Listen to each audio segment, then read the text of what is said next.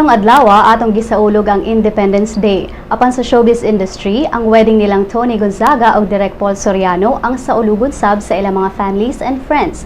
Si Gonzaga ug Soriano gikatakdang kaslon karong alas 3 sa hapon sa Taytay United Methodist Church sa Rizal ug ang sikat nga florist nga si Gideon Hermosa ang maoy mo decorate sa simbahan. Samtang ang bride magsulod sa iyang dream wedding gown nga ginama sa international designer nga si Vera Wang. Sundan dayon kini sa reception sa Rockwell tent.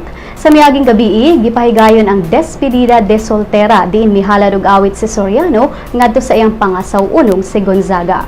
Sa mga dili kakita sa wedding nilang Gonzaga ug Soriano, ayaw kabalaka tungod kay matod sa ABS-CBN Corporate Communications nga isalida ang wedding sa duha ugma Hunyo 13. Ang salida mopakita og giunsa pag ila-ila nilang Gonzaga ug Soriano sa usag-usa og giunsa sa pagpanguyab ni Soriano